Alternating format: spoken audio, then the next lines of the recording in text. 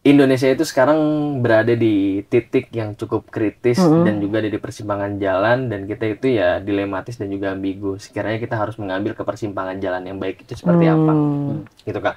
Karena kondisi dari ekonomi geopolitik yang emang tidak stabil, habis itu sekarang lagi adanya transformasi digital, digitalisasi yang semakin marak, habis itu masifikasi informasi, dan juga ya kalau misalnya emang kita ngomongin dengan kondisi domestik kita sebagai negara Indonesia, banyak hal yang emang keterkaitan dan juga poin-poin dan juga beberapa aspek maupun elemen penghambat untuk akhirnya kita bisa berkembang jauh lebih panjang. Dan terkait investasi asing, nah ini lebih menarik lagi gitu. Ada IHSG yang kemarin cukup mengebarkan, kemudian ada terkait Donald Trump memang cukup mengendalikan poros perekonomian global lah gitu ya, secara global, yang mungkin Indonesia salah satu pemberontak yang cukup berani gitu ya untuk tidak mengikuti ataupun tidak nurut lah bahasanya ya dengan yang ditetapkan regulasi oleh dari teman-teman ataupun dari Amerika Serikat. Halo Tribuners, jumpa lagi bersama saya Septiana Eka dan rekan saya Zahira Hilman dalam podcast Malang Live. Kali ini kita kedatangan narasumber dari Forum Mahasiswa Ekonomi Indonesia. Ada Kak Yusuf Hafizun Alim selaku Presiden Nasional FMEI dan Daniel Perdamen Simanjuntak selaku Ketua Pelaksana Kongres 1 FMEI. Disapa dulu Kak Tribuners yang ada di rumah.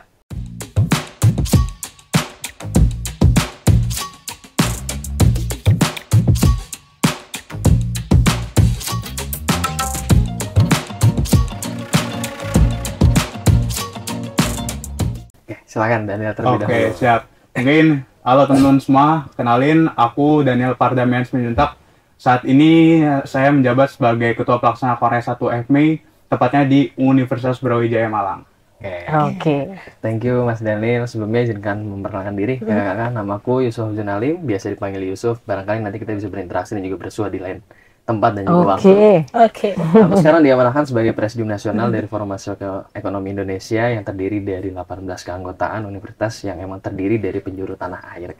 Oke, berarti dari seluruh penjuru tanah air ya Kak Yusuf. Kita paling jauh tuh ada dari Padang, Kak. Wow. Ya, kebetulan dari Padang sekarang menghadiri kongres, dan itu estimasi perjalanannya itu 3 hari, Kak. 3 hari jalur darat. 3 hari jalur darat. Demi kongres ini. Demi kongres ini yang diadakan di Universitas Brawijaya. Universitas Brawijaya. Nah, ngomong-ngomongin Kongres 1 ya Kak ya, Forum Mahasiswa Ekonomi Indonesia. Mungkin bisa dijelaskan secara singkat apa itu Kongres 1 Forum Mahasiswa Ekonomi Indonesia? Oke, terima kasih Kak atas pertanyaannya. Menarik nih. Kayaknya banyak dari teman-teman yang emang masih belum tahu dan belum paham FMEI itu seperti apa. Sebelumnya Kongres 1 ini adalah salah satu agenda di antara banyaknya agenda dari Forum Mahasiswa Ekonomi Indonesia. Jadi sepertinya lebih afdol untuk akhirnya aku mencoba menjelaskan secara kompleks dan juga komprehensif tentang FMEI-nya aja kali ya. Jadi FMEI ini bisa dibilang didirikan sebagai wadah koordinasi dan juga konsolidasi mahasiswa ekonomi dari berbagai universitas di Indonesia, Kak, gitu kan. Nah, ini terdiri dari beberapa perguruan tinggi di Indonesia yang emang guna menyikapi dinamika ekonomi dan juga kita mencoba untuk akhirnya mengkritisi gitu loh, untuk akhirnya kita menciptakan kajian akademis, solutif gitu loh. Dan posisi kita itu sebagai organisasi independen. Organisasi independen yang emang kita menghimpun dan juga mengakomodir universitas yang emang terdiri dari beberapa daerah di penjuru tanah air untuk akhirnya kita menyampaikan dan juga mengadvokasikan tentang rekomendasi kebijakan kepada mitra maupun pihak strategis kita gitu loh. Jadi secara tidak langsung posisi kita itu adalah organisasi independen untuk mengkritisi di dalam sektor dan juga orientasi ekonomi kepada para pemerintahan dan juga pihak terkait gitu sih Kak. Berarti tadi diikuti beberapa perguruan tinggi ya Kak ya. Itu perguruan tinggi negeri atau swasta atau? Kalau kita tercampur Kak gitu loh. Jadi komposisi di dalamnya itu nggak yang melulu negeri, tapi kita tergabung dan juga variatif. Jadi ada teman-teman dari swasta, ada teman-teman dari negeri. Tapi per hari ini bukan menjadi salah satu poin ataupun hal yang emang perlu untuk akhirnya diutamakan. Karena tujuan utama kita dari Forum Mahasiswa Ekonomi Indonesia adalah mencoba untuk menghimpun aspirasi dan juga mengadvokasikan Betul loh, berkaitan dengan kebutuhan, kebijakan ekonomi, dan bagaimana caranya kita sebagai mahasiswa ekonomi itu memiliki analisa dan juga kacamata maupun perspektif untuk mengkritisi pemerintahan apabila menyeleweng dari koridor dan juga dimensi dari perekonomian per hari ini. Gitu. Dan kita berlandaskan data, wadah dan juga konsorsium kita itu dihadirkan dengan apa namanya nilai intelektualitas di dalamnya. Gitu sih. Luar biasa. Menarik banget. Penjelasannya sangat lengkap banget. Betul. Dari Kak Yusuf. Nah, kalau gitu berarti untuk tahun ini kan ada forum ada kongresnya diadakan. Nah, sebenarnya itu tujuannya untuk apa sih, Kak? Oke, mungkin izin jawab ya. Jadi dalam 1 tahun itu akan diadakan 2 kongres begitu. Di 2 kongres ini, 2 jendela berbeda ini memiliki pemfokusan yang berbeda-beda. Nah, mungkin kita mencocokkan dulu ya dari kongres pertama dan kedua ini. Jadi tujuan ataupun inti diadakan kongres ini adalah pengadvokasian terkait rekomendasi kebijakan yang sekiranya sudah diajukan dari beberapa universitas di forum Kasrat, dan itu akan diajukan kepada di rencana tindak lanjutnya kepada pihak pemerintahan. Itu secara persamaan. Tapi mungkin secara perbedaannya teman-teman, di kongres pertama itu akan ada penentuan Presnas begitu. Jadi untuk melanjutkan estafet kepemimpinan ini diperlukan sekiranya pembagian lah kepada kesempatan kepada beberapa universitas dan juga beberapa orang-orang yang sekiranya berkompeten dan memang layak untuk memegang jabatan presiden nasional ini untuk membawahi FME secara keseluruhan, baik dari forum ketua, forum eksternal maupun forum Kasrat. Nah, itu perbedaan dari kongres pertama dengan kongres kedua begitu. Oh, gitu. Berarti presidiumnya tuh dari berbagai universitas, gak harus dari UB kayak gitu ya, Mas? Ya, betul, dan itu akan dibahas secara musyawarah gitu. Jadi secara persetujuan bersama yang nantinya pastinya juga akan dipimpin oleh salah satu yang Mas Ucup juga di forum-forum yang memang kecil maupun yang besar begitu. Izin menambahkan kali Kak, ini karena cukup menarik ya kalau misalnya kita ngomongin tentang kongres. Jadi walaupun kita bisa dibilang sebagai organisasi independen dan kita juga sebagai organisasi pergerakan lah yang emang ilmiah, demokratis dan juga inklusif gitu loh. Kita tidak pernah untuk adanya mengklasifikasikan ataupun akhirnya mendiskriminasi kepada beberapa universitas. Kita sifatnya kolektif lah. Jadi siapapun itu yang emang pada akhirnya memiliki apa namanya visibilitas dan juga memiliki asa yang sama untuk akhirnya mengadvokasikan tentang kebutuhan ekonomi, itu nanti bisa untuk akhirnya tergabung ke dalam keanggotaan FME. Nah, dan yang emang ingin ditambahkan lagi Kak, kalau misalnya emang ternyata FME ini bukan hanya sebagai ruang pengembangan dari kapasitas mahasiswa ekonomi doang. Jadi kan banyak yang menganggap ini menjadi organisasi pengembangan mahasiswa saja. Ada yang menganggap ini sebagai pengadvokasian saja gitu kan. Tetapi ini bisa diartikan sebagai pusat dari gerakan moral kita Kak, dan juga intelektual yang emang responsif. Ya, responsif ini yang menjadi kata kuncinya atau USP-nya kita lah, gitu loh, terhadap tantangan ekonomi Indonesia baik dalam aspek pertumbuhan, habis itu ketimpangan, ketahanan ekonomi maupun kebijakan-kebijakan pemerintahan berkaitan dengan pembangunan ekonomi yang berkeadilan. Gitu. Balik lagi kita bahas ke Kongres 1 acaranya ya Kak ya. Nah, kira-kira siapa saja sih tokoh atau tamu yang hadir pada acara itu? Mungkin izin menjelaskan ya. Kalau untuk hadirin ataupun peserta yang hadir mungkin sudah pasti delegasi dari saat ini tuh 17 universitas dan ditambah dengan satu yang baru yakni dari Universitas Tidar, bertambah satu jadi 18 universitas. Namun per hari ini yang memang hadir di kongres pertama itu ada 16 universitas di Universitas Brawijaya. Itu buat delegasi. Kemudian pastinya nanti akan ada sambutan dari jajaran fakultas, jajaran FME dan juga dari panitia begitu. Nah, mungkin kita akan sedikit mengerucut ke pematerinya begitu ya. Nah, hari ini tanggal 21 Mei hari ini pemateri kami itu ada dari Bank Indonesia begitu, dari Bank Indonesia yang memang menjadi perwakilan ataupun dari Deputi Bank Indonesia perwakilan Malang yang hadir di Universitas Brawijaya Malang tadi siang begitu untuk mengisi materi terkait investasi. Begitu pula juga dengan sumbangsi dari dosen FEBUB yakni Pak Muiz gitu ya, dosen saya mungkin. Halo Pak Muiz. Halo Pak Muiz. Gitu. Mungkin tadi beliau juga sempat menjelaskan lah dan juga mengapit banyak hal terkait investasi secara regional dan global gitu. Jadi nantinya itu buat di hari pertama ya. Tapi untuk nanti di hari terakhirnya di D4 gitu ya, di hari terakhir di rencana tindak lanjut tuh nanti akan ada dari BKPM, Badan Koordinasi Penanaman Modal, yang memang hadir untuk sekiranya memberikan feedback ataupun memberikan sanggahan terkait kajian memang setelah dibuat oleh teman-teman delegasi begitu secara singkatnya. Wow, ini pematerinya mantep-mantep ini ya. Ada Sangat Bank Indonesia. daging banget. Tapi kalau ini berarti acaranya kapan Kak berlangsungnya? Baik, kalau untuk berlangsungnya acara itu hari ini tanggal 21 Mei sampai tanggal 24 Mei hari Sampai Sabtu nanti begitu. Berarti itu sekalian penutupannya di acara di tanggal 24 itu. Iya, betul. Nanti akan dibarengi dengan rencana tindak lanjut di hari yang sama dengan rencana tindak lanjut itu akan ada penutupan gitu. Oke, tapi kalau boleh tahu, tadi kan kakaknya juga sempat mention Kongres 2. Itu kalau Kongres 2 kapan dilaksanainnya? Oke, mungkin kalau misalnya kapannya itu tergantung ketua pelaksana. Tapi untuk lokasi yang lebih tepatnya itu akan berlokasi di Universitas Diponegoro gitu. Oh, oke. Iya. Iya. Oke, mungkin bisa dijelaskan Kak rangkaian acaranya lebih lengkap lagi. Itu kira-kira seperti apa? Oke, mungkin dari rangkaian acara ya, mungkin dari yang cukup umum dulu dan mengerucut.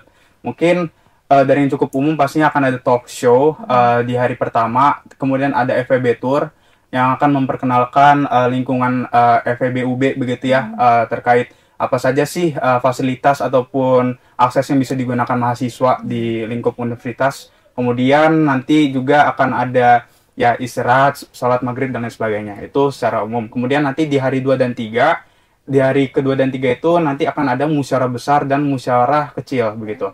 Nah, musyawarah besar ini mungkin nanti Mas Ucup bisa memperlengkapi ya, karena Mas Ucup juga yang memang menghandle untuk musyawarah besar. Oke. Musyawarah besar itu secara singkat itu yang handle adalah dari Presidium Nasionalnya sendiri gitu. Mungkin dia akan membahas terkait produk hukum seperti anggaran dasar, anggaran rumah tangga, dan GBHK yang sekiranya bisa diregulasikan ulang dan sekiranya bisa dicocokkan relevansinya dengan tahun sekarang gitu, dengan produk-produk hukum yang ada hari ini. Dan juga itu akan menjadi pembahasan bersama dan seperti yang dijelaskan Mas Ucup bahwasannya dalam penentuan keputusan di musyawarah besar itu kolektif begitu. Jadi apabila nanti akan ada perubahan nomenklatur ataupun perubahan terkait bab-bab ayat-ayatnya memang sekiranya relevan ataupun tidak relevan itu dibahas bersama situ. Nah, kemudian akan ada forum kecil atau musyawarah kecil. Ini akan dibagi menjadi 3 forum, Kak. Jadi, pertama itu ada forum eksternal, forum ketua, dan forum kasrat. Nah, ketiga ini memiliki fungsi dan juga kontribusi yang berbeda-beda. Mungkin secara singkat dan secara gamblang, forum eksternal ini membahas terkait branding gitu ya. Terkait branding dan juga terkait bagaimana mereka menciptakan citra positif dari FME itu sendiri. Mungkin bisa dibuktikan dengan terciptanya Instagram fme.indonesia ya teman-teman, mungkin bisa dicek. Dan mungkin untuk inovasi kali ini kami juga membuka lebih baik jendela seperti di TikTok, mungkin juga bisa dilihat gitu. Dan mungkin dari Mas Ucup sendiri yang memang sudah membuat dan juga mengakomodir untuk membutuhkan website teman-teman. Jadi itu juga bisa dilihat nanti di Instagram ataupun di sosial media memang tertera di FME begitu. Nah, kemudian berlanjut dia ke forum kasrat gitu. Dari forum kasrat pastinya itu akan ada tema, subtema yang memang merucutkan ke univ-univ terkait. Jadi nanti pembagian subtema itu kalau tidak salah itu akan dibagikan ke per univ. Nah, tema kita kan adalah terkait investasi begitu ya. Nanti itu akan ada 5 subtema. Nah, dari 5 subtema ini akan dibagikan ke 18 universitas gitu. Nah, dari situ terbitlah pencocokan terkait kajian ataupun brainstorming lah di forumnya gitu. Sekiranya apa sih yang memang bisa dicocokkan, apa sih yang memang bisa optimisasi lah terkait kajian ataupun terkait rekomendasi kebijakan yang diberikan ke pemerintahan gitu secara singkatnya. Mungkin bisa dilengkapi Mas Ucup. Siap. Ini cuma aku lengkapin Kak. Sejujurnya apa yang disampaikan oleh Mas Daniel itu udah cukup detail, konkret dan juga komprehensif lah. Tapi aku mencoba untuk akhirnya menggarisbawahi untuk menjelaskan lebih detail tentang MUBES dan juga musyawarah kecilnya. Jadi MUBES ini bisa dibilang sebagai salah satu agenda dan juga forum tertinggi Kak. Forum tertinggi dari rangkaian Kongres Forum Mahasiswa Ekonomi Indonesia gitu loh. Dan ini rangkaian untuk akhirnya kita mengambil keputusan di Forum Mahasiswa Ekonomi Indonesia, dan ini juga bisa dibilang diartikan sebagai wadah utama untuk menetapkan kebijakan strategis. Habis itu kita mencoba untuk akhirnya mengevaluasi kinerja dari organisasi, dan kita mencoba untuk akhirnya mengesahkan perubahan dari anggaran dasar, anggaran rumah tangga dan juga lain sebagainya. Nah, di MUBAS ini kita juga akhirnya nanti mencoba untuk menetapkan presidium-presidium nasional yang baru di transisi dan juga regenerasi kepemimpinan selanjutnya.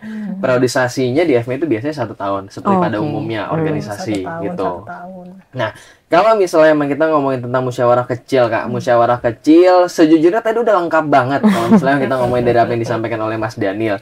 Tapi kalau misalnya emang kita mencoba untuk menarik garis dan juga mendeskripsikan secara lebih konkret, jadi ini forum strategis Kak. Ini forum strategis turunan dari musyawarah besar untuk akhirnya kita menetapkan dan juga menentukan gitu loh, dinamika dan juga kompas maupun pemetaan kita di forum-forumnya ke depannya itu mau dibuat seperti apa. Contoh kalau misalnya emang kasrat pembagian teknisannya itu untuk apa namanya, menyusun kajian yang emang nanti kajiannya akan menjadi rekomendasi kebijakan. Setelah rekomendasi kebijakan nanti diadvokasikan. Forum eksternal ini adalah bagaimana caranya kita bisa memfasilitasi sebagai inkubator dan juga medium untuk akhirnya kita menyerang tapi dalam bentuk visual, media dan juga lain sebagainya. Nah, hal seperti ini yang merupakan hal-hal teknis di masing-masing forum Kak. Seperti itu. Jadi ini bisa dibilang sebagai forum strategis turunan dari musyawarah besar. Gitu. Forum strategis ya. Iya. Ya. Dan izin sedikit nambahin Kak. Jadi kalau misalnya emang di FMEI kita itu pematerinya tahun ini kan dari BI. Tahun sebelumnya itu kita pernah sempat mengundang dari pihak Kemenkeu. Pihak Kemenkeu dan kemarin kalau nggak salah ada opening remarks dan juga ada beberapa apa namanya kata sambutan dan juga pesan dan juga lain sebagainya itu langsung dari Menteri Pariwisata Pak Sandiaga Uno dulu. Kalau sekarang udah enggak. Udah ganti. Gitu.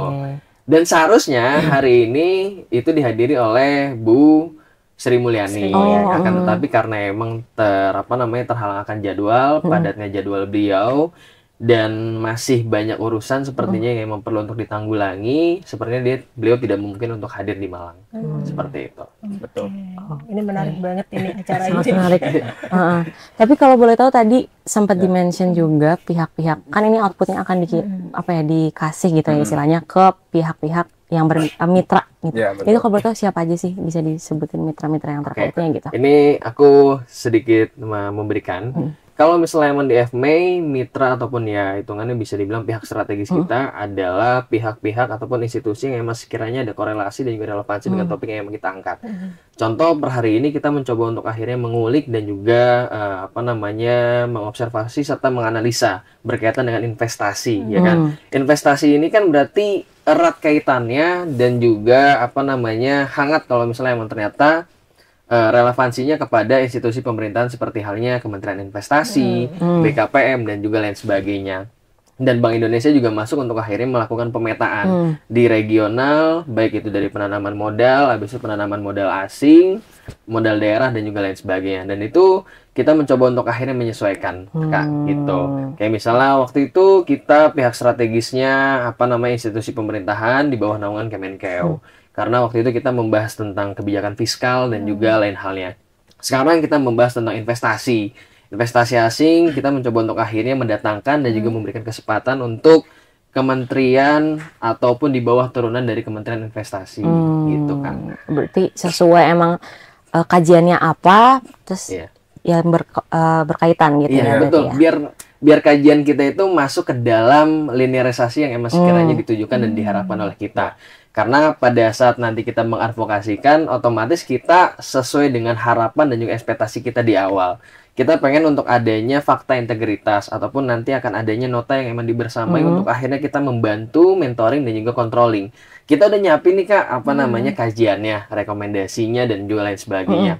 Nanti bisa untuk akhirnya direalisasikan dan juga diimplementasikan rekomendasi kebijakan kita berdasarkan analisa lebih mendalam dari pihak terkait itu seperti apa. Nah, ini kedua belah pihak yang perlu untuk adanya sinergitas dan juga kolaborasi untuk akhirnya menciptakan sebuah kebijakan yang kolektif, kolegial, bisa dibilang seperti itu sih Kak, untuk kemajuan ekonomi ke depannya. Seperti itu. Tapi menurut kakaknya kondisi ekonomi Indonesia saat ini seperti apa? Kondisi ekonomi ya Kak, Indonesia itu sekarang berada di titik yang cukup kritis dan juga ada di persimpangan jalan, dan kita itu ya dilematis dan juga ambigu. Sekiranya kita harus mengambil ke persimpangan jalan yang baik itu seperti apa, gitu Kak. Karena kondisi dari ekonomi geopolitik yang emang tidak stabil, habis itu sekarang lagi adanya transformasi digital, digitalisasi yang semakin marak, habis itu masifikasi informasi, dan juga ya kalau misalnya emang kita ngomongin dengan kondisi domestik kita sebagai negara Indonesia, banyak hal yang emang keterkaitan dan juga poin-poin dan juga beberapa aspek maupun elemen penghambat untuk akhirnya kita bisa berkembang jauh lebih panjang. Gitu sih Kak. Jadi Indonesia ini tengah-tengah lah standing Tengah. positioning-nya. Kita negara berkembang yang mau maju, tapi di satu sisi juga kita terhambat karena ada beberapa poin penunjang dan juga yang mengemasi kondisi Indonesia sekarang itu seperti apa, baik internal maupun eksternal. Oh, Gitu. oke. Sebelum kita masuk lagi ke situ, aku mundur lagi tadi kalau Kongres 2 di Undip, Kongres 1-nya kan di Brawijaya. Betul. Itu pemilihan tuan rumahnya itu kayak gimana sih? Oke, mungkin izin menjelaskan ya. Nah, tadi sempat dijelaskan terkait perbedaan ya Kak, terkait Kongres 1 dan 2. Tadi agak sedikit luput terkait penentuannya sendiri. Untuk penentuannya sendiri itu akan diakomodir di Kongres 2, begitu ya Mas Ucup ya? Betul. Itu akan diakomodir di Kongres 2 dan akan dibahas secara musyawarah gitu. Dan itu yang menjadi pembeda terkait Kongres 1 dan 2. Nah, Kongres 1 itu pemilihan Presnas, Kongres 2 itu pemilihan tuan rumah, begitu. Oh gitu. Iya. Oke, baiklah. Oke, ini menarik banget nih. Zahira, nah ngomongin soal tema ya Kak ya, temanya ini kan tema besarnya investasi. Bener gak sih Kak, temanya ini kapital lari di tengah arah baru, realisasi investasi asing di tengah ketidakpastian kebijakan transisi ekonomi di Indonesia. Iya, betul. Nah, mengapa mengambil tema seperti itu? Tema tentang investasi. Oke, mungkin izin menjelaskan ya terkait teknisan ataupun cara kita menentukan tema tersebut sebelum kita ngulik terkait pemikiran orang tersebut ataupun dari salah satu orang yang memang mengemukakan tema tersebut itu kenapa. Nah, mungkin dalam teknisannya sendiri itu kemarin ada kita namanya rangkaian prakongres Kak. Jadi prakongres itu rangkaian sebelum kongres utama hari ini gitu, sebelum tanggal 21 sama 24. Dari ini namanya prakongres kasrat. Di prakongres kasrat penentuan tema ini itu nantinya akan ada dari per universitas mengajukan tema yang sekiranya menurut mereka itu urgensial dan memang menurut mereka itu layak dan relevan untuk diangkat di kondisi saat ini. Nah, kemudian ketika ada pemaparan dari mereka, audiensi kepada kita semua dan audiensi kepada Presidium Nasional Kasrat begitu ya. Nantinya di akhir itu akan ada voting begitu. Voting sekiranya dari Univ A, B, C, dan D dan sampai 18 univ tersebut ataupun universitas yang hadir kemarin itu mereka milih yang mana begitu, dan terpilihlah tema yang diangkat oleh teman-teman Universitas Airlangga yakni terkait investasi ini begitu. Oh, berarti masing-masing unit punya idenya masing-masing Betul, ya, Kak, ya, mereka punya ide mengeluarkan pendapat masing-masing. untuk tema kongres ini. Betul. Cuma mungkin kalau kita kulik lagi nih terkait investasi ya, menurut aku nih lumayan lumayan relevan banget untuk diangkat. Kenapa? Karena menurut saya dalam perekonomian sekarang, mungkin kalau misalnya kita kulik ataupun melihat pemikiran dari teman-teman UNR yang memang sudah mengemukakan tema tersebut, menurut saya saat ini banyak banyak dari masyarakat itu masih belum bisa memahami antara ekonomi yang baik dan ekonomi yang buruk. Menurut saya tidak ada ekonomi yang baik atau yang buruk, tergantung perspektif kita. Nah, menurut saya ini dalam perspektif investor itu kayak sekarang ini ekonomi sedang tidak baik-baik saja. Jadi gimana kita cara menanggulangi tersebut? Lebih baik investasi ke emas. Jadi ketika ekonomi jelek, kita punya uang di masa-masa yang memang cukup urgent, yakni mengambil emas gitu. Sebagai penolong kita di hari-hari memang cukup urgent.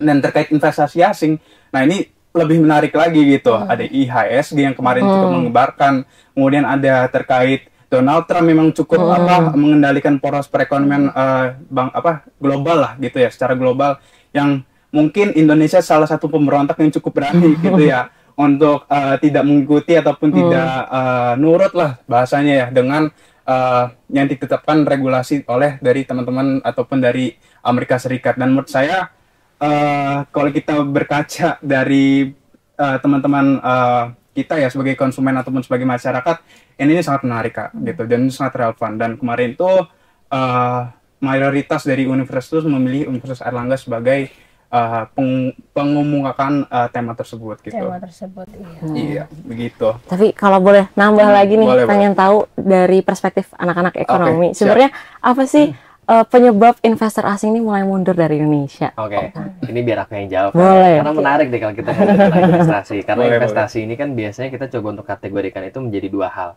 Investasi asing dan juga ada investasi lokal. Nah, per hari ini kita mencoba untuk menyederhanakan kalimat yang emang nanti coba untuk kita narasikan ya. Mengapa pada akhirnya investor ini nggak mau masuk ke Indonesia itu kenapa sih? bahasa normatif dan juga bahasa lumrah yang emang biasanya banyak dengarkan oleh masyarakat, yaitu berkaitan dengan ketidakpastian regulasi dan juga hukum dari Indonesia itu sendiri. Untuk Kak. Dan ini ada teori pendukung dari institutional theory dan juga transaction cost economics dari Oliver Williamson. Nah, jadi investor itu bisa dibilang amat sangat sensitif, Kak, gitu kan, terhadap kepastian hukum dan juga konsistensi dari regulasi negara yang emang dituju.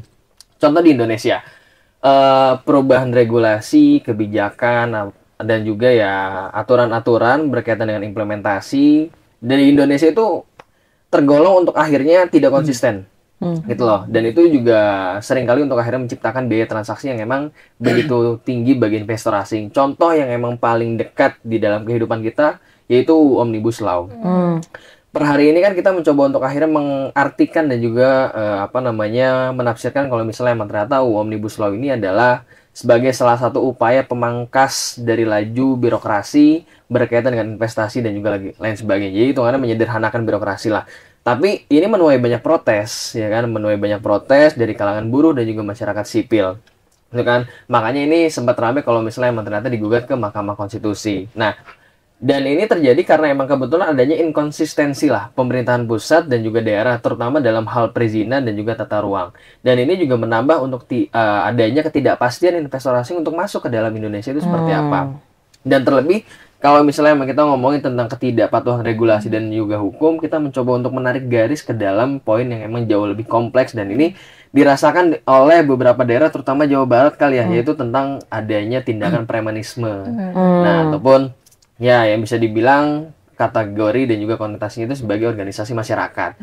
Nah, per hari ini juga kalau misalnya emang kita mencoba untuk menyimpulkan kalau misalnya ini bisa menjadi salah satu penghambat gitu loh dari laju birokrasi, bukan hanya dalam perizinan, prosedural dan juga lain sebagainya. Ini akan menambah biaya produktivitas untuk akhirnya investor asing itu masuk gitu loh. Jadi akan ada biaya-biaya tambahan yang emang tidak ditanggulangi dan juga tidak disesuaikan dengan RAB yang emang nanti dibawakan oleh para investor asing itu seperti apa. Gambaran garis besarnya seperti itu, Kak.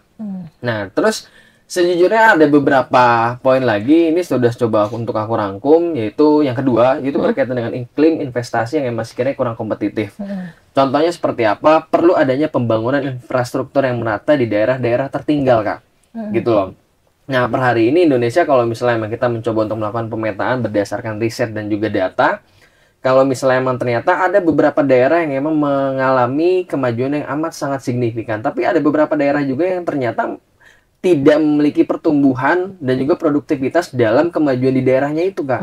Baik itu dari infrastruktur, habis itu kayak misalnya tadi menarik banget nih, kita juga membahas untuk berkaitan dengan identifikasi dan juga pemetaan dari sumber daya alam dan juga lain sebagainya. Nah, hal seperti itu kan sebagai penunjang untuk akhirnya kita bisa mendapatkan investor dan juga ya hitungannya pendapatan yang lain gitu. Nah, terus kualitas SDM, Kak. Kualitas SDM ini menjadi suatu hal yang amat sangat penting, dan aku mencoba untuk nge-highlight kalau misalnya emang ternyata teman-teman UGM per hari ini mencoba untuk menyodorkan dan juga memberikan kajian berupa pelatihan vokasional yang disesuaikan gitu loh. Nah, ini menarik, dan kalau misalnya emang ternyata teman-teman ingin mencoba untuk membaca lebih lanjut, nanti bisa untuk akhirnya ditelusuri. Tapi intinya yaitu berkaitan dengan kualitas SDM. Kualitas SDM, karena per hari ini perlu, dan ini menjadi salah satu pertimbangan yang emang amat sangat untuk diperhitungkan. Seperti itu, Kak. Dan ya ada kebijakan lokal yang bisa dibilang kontroversial gitu loh. Terkadang kan di Indonesia di satu sisi ada kebijakan yang emang pro rakyat, di kadang pro ini, dan kadang juga kita ambigu nih. Posisi kita dilematis, kira-kira seperti apa. Dan kebijakan-kebijakan ini kayak misalnya contoh larangan ekspor bahan mentah gitu loh. Padahal di satu sisi pemerintah mencoba untuk menggemborkan berkaitan dengan hilirisasi.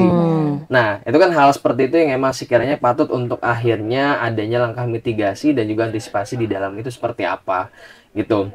Dan yang paling penting kalau misalnya emang tadi kita membahas itu dari sudut pandang internal, kita ngomongin tentang eksternalnya, Kak, gitu loh. Eksternalnya ini berkaitan dengan faktor geopolitik. Nah, ini yang tadi udah disampaikan oleh Mas Daniel, kebijakan Trump, habis itu adanya fluktuasi dan juga inflasi, habis itu kita ngomongin tentang perubahan konsumsi dari masyarakat, habis itu kita mencoba untuk melihat adanya perang ataupun tarif dagang di antara kedua negara yang emang sekarang bisa dibilang negara adidaya dan juga lain sebagainya. Nah, hal seperti itu berpengaruh gitu loh kepada kita. gitu. Tapi yang emang coba untuk akhirnya apa namanya aku tekankan, dan ini aku cukup concern juga ya Kak, yaitu berkaitan dengan kualitas SDM gitu loh. Barangkali dari pemerintah ini bisa untuk akhirnya memberikan fasilitator, bisa untuk akhirnya memberikan upaya ataupun menjembatani agar SDM di Indonesia ini bisa untuk akhirnya berkembang ke tahap ataupun taraf selanjutnya. Maka dari itu, setelah kita udah mempersiapkan SDM-nya, kita coba untuk persiapkan apa namanya pilar-pilar penunjang untuk pada akhirnya SDM Indonesia ini bisa jauh lebih mandiri dan bisa untuk akhirnya membantu apa namanya inklusivitas dan juga pertumbuhan ekonomi secara keseluruhan gitu sih Kak. Oke, nah tadi kan Kak Yusuf sudah menjelaskan secara lengkap faktor internal maupun eksternal dari penyebab investor asing ini mundur di Indonesia ya Kak ya. Ternyata banyak sekali faktor yang menyebabkan investor asing ini mundur, salah satunya kayak premanisme ya Kak ya, terus SDM ya, infrastruktur, terus kebijakan Donald Trump, inflasi, dan lain sebagainya. Ini sangat lengkap penjelasan dari Kak Yusuf. Nah tadi kakaknya sudah menjelaskan penyebab investor asing mundur, nah sekarang pengaruh atau peran investasi asing dalam perkembangan pertumbuhan perekonomian di Indonesia tuh kira-kira seperti apa? Oke, ini coba aku jawab karena ada keterkaitannya kali ya kalau misalnya kita ngomongin investasi masuk dan investasi keluar. Kalau kita ngomongin tentang investasi masuk, bisa untuk akhirnya dikategorikan jawaban kita itu ada 4 poin sih Kak. Yang pertama, yang pastinya menciptakan lapangan pekerjaan dan juga mengentaskan kemiskinan. Terus yang kedua, ini adalah bisa dibilang sebagai sumber pendanaan untuk investasi domestik, gitu loh. Nah, kita juga harus tahu kalau misalnya emang ternyata ini coba untuk aku mengutip apa namanya data dan juga teori Kak. Jadi menurut model dari Harold Domar, pertumbuhan ekonomi itu memerlukan akumulasi modal gitu loh. Dalam konteks Indonesia yang emang per hari ini memiliki tabungan domestik yang terbatas. Jadi FDI ataupun investasi asing ini menjadi pelengkap terhadap kekurangan modal tersebut gitu Kak. Nah, terus tadi juga sempat disampaikan oleh salah satu pemateri kita, yaitu berkaitan dengan penanaman modal asing. Salah satu dari faktor penentu itu adalah transfer knowledge gitu loh. Jadi distribusi dan juga apa namanya alokasi berkaitan dengan pemahaman, teknologi, kapasitas pengetahuan dan juga lain sebagainya berkaitan dengan teknologi dan juga sesuatu terbarukan yang emang belum ada di Indonesia itu bisa untuk akhirnya masuk gitu loh Kak. Kayak misalnya contoh apa namanya kita banyak untuk akhirnya mengadaptasi dan juga mengaplikasikan teknologi-teknologi yang emang bersumber bukan hanya dari Indonesia gitu. Itu hal-hal yang emang sekiranya ada keterkaitannya. Dan selanjutnya yang emang pengen aku sampaikan yaitu penciptaan lapangan pekerjaan sih Kak. Dan juga mengentaskan kemiskinan gitu loh. Karena ya secara gampangnya kita bisa untuk akhirnya mendeskripsikan dengan adanya investasi masuk dan apa namanya dia mencoba untuk akhirnya menciptakan pabrik ataupun produksi secara massal, dan di situ kan pasti butuh adanya apa namanya sumber daya manusia penunjang gitu loh, tenaga kerja yang emang nantinya bisa untuk akhirnya memproduksi apa yang emang per hari ini mau diproduksi oleh perusahaan tersebut itu seperti apa. Contohnya kalau nggak salah di Cikarang lagi ada pabrik yang emang nanti mau dibangun dengan kapasitas tenaga kerjanya itu 18.000. Secara tidak langsung ini kan mencoba untuk akhirnya mendorong gitu kan lapangan pekerjaan secara massal, dan juga ini juga mendorong untuk akhirnya mengeluarkan masyarakat ini dari apa namanya taraf sebelumnya yang emang bisa dibilang miskin untuk akhirnya keluar dari zona miskin tersebut karena ada pendapatan gitu loh sih Kak. Dan yang terakhir ini berkaitan dengan peningkatan produktivitas dan juga efisiensi dari sektor ekonomi seperti itu sih Kak. Kalau misalnya kita ngomongin pembahasan tentang investor masuk itu sekiranya benefit dan juga implikasi konkretnya itu apa gitu. Oke. Kalau gitu peran atau kontribusi nyata apa dari Forum Mahasiswa Ekonomi Indonesia ini yang bisa forum ini berikan ke Indonesia gitu dalam bidang pertumbuhan ekonomi? Oke, mungkin izin jawab ya Mas Tuka. Siap. Mungkin perlu dipahami bersama bahasan investasi itu tidak hanya berupa material. Investasi itu berupa aset. Manusia-manusia di sini adalah aset. Dan teman-teman di Forum Mahasiswa Ekonomi Indonesia itu merupakan aset yang memang bisa digunakan untuk menunjang perekonomian bangsa, karena kita adalah kami ini adalah calon-calon pemimpin bangsa begitu kan. Nah, dari kajian yang telah kami lampirkan dan juga kami cetuskan yang memang nanti akan mungkin digunakan ataupun tidak, itu sekiranya kami dari mahasiswa itu bisa melihat koridor dari pemerintahan bagaimana sih cara mereka menanggulangi ataupun mengatasi daripada permasalahan investasi atau perekonomian yang ada gitu. Dengan begitu mungkin kita akan melakukan kajian ulang dan juga memperbaharui terkait kajian ini biar lebih optimal. Nah, kemudian kalau misalnya dari kajian yang kami buat ini terkait investasi, jujur kalau sebagai mahasiswa ekonomi ya, investasi itu lebih bagaimana cara kita bijak gitu, bijak dalam memahami ataupun menanggapi dari permasalahan politik, ketidakpercayaan, behavioral finance dan lain sebagainya. Nah, dari sini memang sudah kami pelajari dari 18 universitas begitu ya. Sekiranya dari yang memang telah kami pelajari dan juga apa yang kami rasakan sebagai masyarakat itu nanti bisa diadvokasikan dan kemudian nanti bisa dikaji ulang oleh mereka pihak pemerintahan sekiranya apakah layak atau tidak gitu untuk digunakan dan diaplikasikan di pemerintahan tersebut. Kemudian juga tidak lupa bahwasannya dalam menciptakan investasi ataupun perekonomian yang baik itu ada trade off. Trade off di perekonomian itu ada timpang dengan pengangguran, perekonomian dan inflasi. Tidak bisa inflasi ini bagus, kemudian tiga-tiga ini bagus, itu tidak bisa. Teman-teman harus tahu bahwasannya di 3 sektor ataupun 3 faktor ini itu pasti ada salah satu yang berkurang ataupun ada yang trade off. Tapi ada nilai-nilai ataupun ada persentase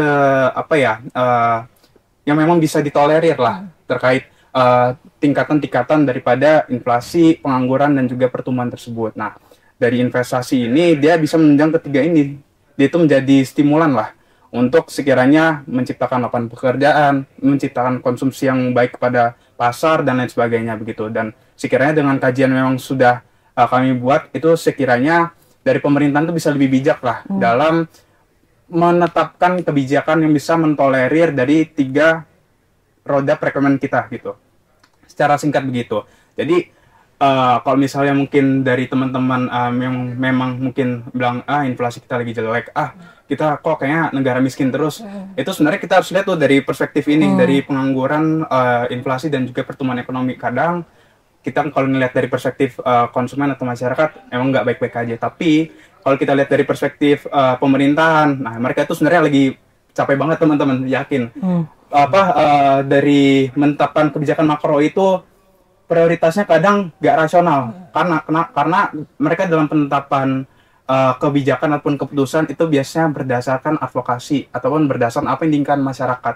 Kadang nggak selalu apa yang memang dirasionalkan oleh ataupun ditetapkan oleh pemerintahan itu langsung ditekan, enggak. Itu pasti akan mereka lihat dulu nih dari masyarakat itu maunya apa gitu loh. Dan disinilah mahasiswa itu maunya apa gitu.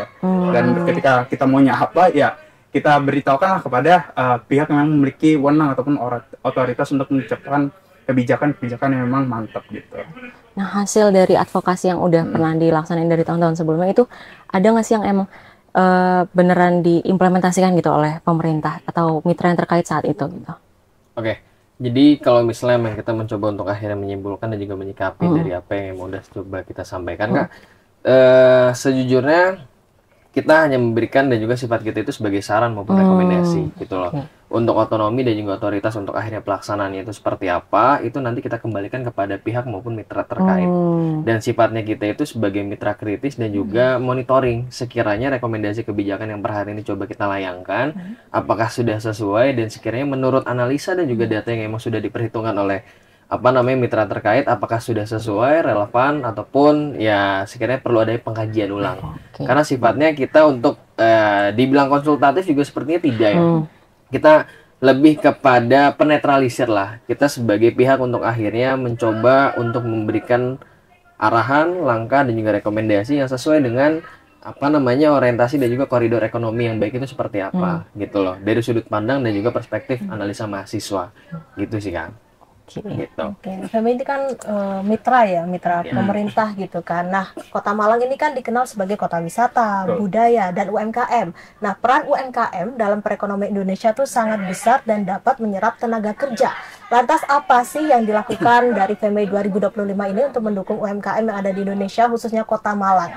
Atau enggak Kota Malang di Indonesia juga gak apa-apa. Mungkin tadi lupa saya sebutkan salah satu agenda yang memang kita coba memperkenalkan budaya ataupun UMKM yang ada di Malang gitu ya, lebih tepatnya. Itu nanti kita akan ada field trip gitu kakak semua. Kita akan ada di hari ketiga itu pengenalan lah terkait budaya, pengenalan terkait lingkungan Malang itu seperti apa.